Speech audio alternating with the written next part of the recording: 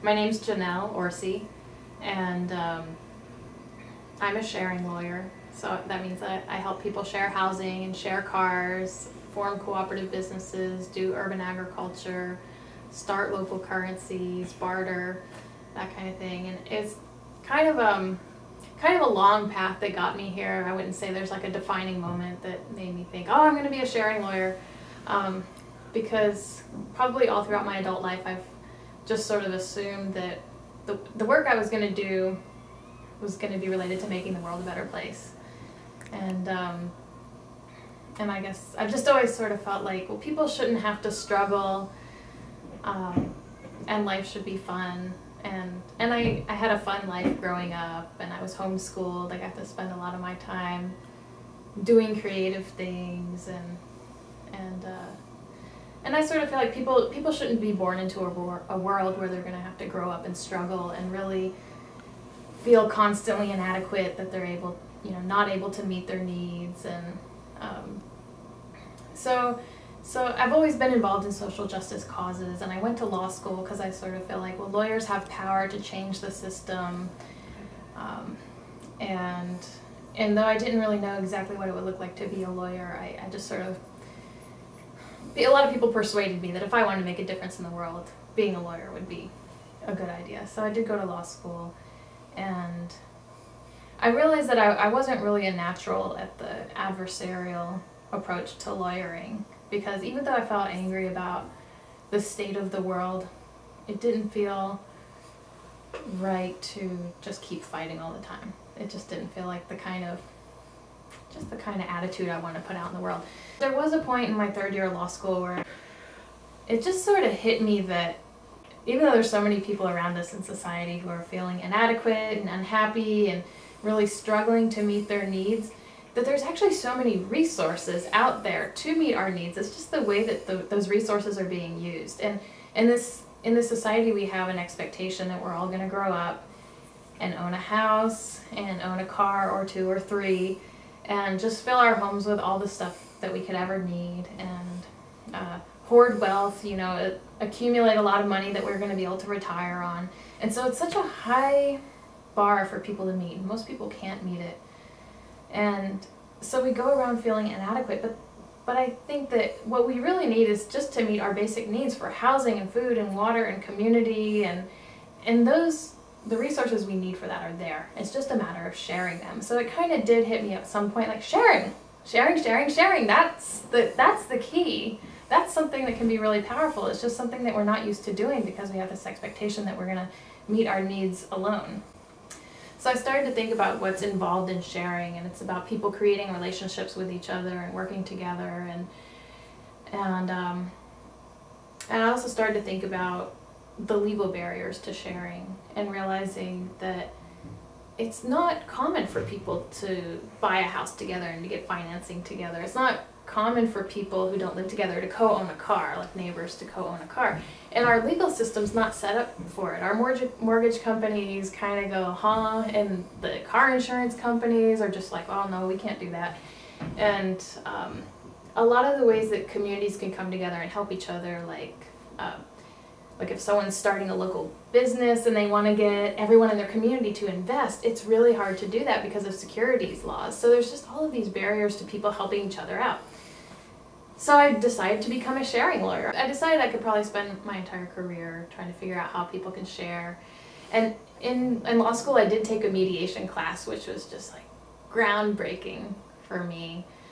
And realizing that so much of what we need to do doesn't have to do with law and contracts. It just has to do with the relationships with each other and our ability to communicate and be good to each other and to feel good about ourselves, and that's really what it's all about. And so I have a law and a mediation practice, and a lot of times when I'm working with people and helping them share, I'm doing so both as a lawyer in terms of advising them on what are the barriers that they need to overcome, what are the legal thresholds they need to meet, and just what are some good ways that they could form this relationship and work it out. And we have a lot of conversations that aren't legal related,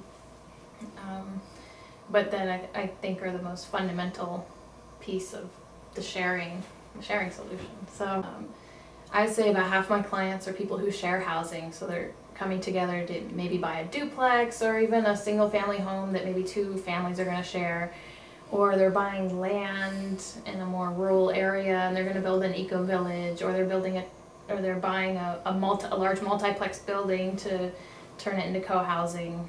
So it's kind of all over the map. I'm primarily helping people with the transactions, and let's see, I have a few clients who share a car, so I've helped them work out the contract and figure out the insurance requirements, and a handful of cooperatively owned businesses, and then just a handful of nonprofits or social enterprise businesses that are focused on creating a better world, helping people share. Oh, and I have a lot of clients who do urban farming, a lot of clients, so that's become a little niche area. A lot of people have really gotten on board with this idea that we need to grow our food more locally, and sort of looked around and realized that we do actually have a lot of space in cities to grow food, whether it's empty lots, like in San Francisco, I think there's around 5,000 empty lots, even as dense as the city is, and then there's people's backyards. And actually, before I even became a lawyer, I kind of got into this idea of sharing yards. And in fact, that's kind of the thing that got me thinking about sharing to begin with. Is I saw a movie called The Power of Community, which is about Cuba and how during the oil embargoes, when that all began, their industrial agriculture system broke down. So they couldn't grow food in the way that they were growing food. So they started using people's yards and all of the vacant spaces in the city to grow food, and people just cooperated. And I thought, well, we're going to essentially have the same problem because we're running out of oil. We can't sustain our food system the way that we've been doing it. So we do have all this space. It's just a matter of sharing it. It's all, fenced in and in people's yards. So I wrote this legal guide while I was still in law school. It was a legal guide to sharing yards to grow food. And it addressed things like how to set up the lease agreement, how to think about liability and risk issues, or homeowners insurance, whether it applies, nuisance laws, zoning laws, private covenants, whether there's potential property tax incentives. So everything I could think of that someone might want to consider if they're going to share their yard. And it was interesting, a lot of the law professors and experts that I talked to when I was doing this research were like, people aren't going to share their yards. Like, homeowners, they want their space, they're not going to open up their yards. But interestingly, a year or two later, a group in Berkeley watched the same film that I saw, The Power of Community, and then they formed an organization called Neighborhood Vegetables for the purpose of sharing yards, and now there's 2,000 members in Berkeley of people who signed up to either share their yard or garden in other people's yards. So I do think there is a sharing revolution, but it's a huge movement, especially in the Bay Area. So after I became a sharing lawyer and I sort of took the risk of telling people that I was a sharing lawyer, not really knowing how they respond, I met an editor from Nolo Press who asked me what I do, and I said, I'm a sharing lawyer and I help people share. And she said, oh, that has to be the next Nolo book. So it was that easy. They ended up asking me to write a book, which came out in June of 2009. It's called The Sharing Solution: How to Save Money, Simplify Your Life, and Build Community. And it's basically a do-it-yourself guide to sharing. And it has chapters on sharing a home, sharing cars, or sharing transportation, really, and sharing in the workplace, sharing workspaces, sharing childcare, elder care, sharing food, sharing land to grow food. About half of the book is sort of the groundwork material for sharing, which is like the questions you need to discuss with people that you're sharing with. We came up with 20 questions, like what are each of our responsibilities? How much money is each of us contributing? How are we going to make decisions? What happens if we bring other people in? What happens when we want to dissolve the relationship?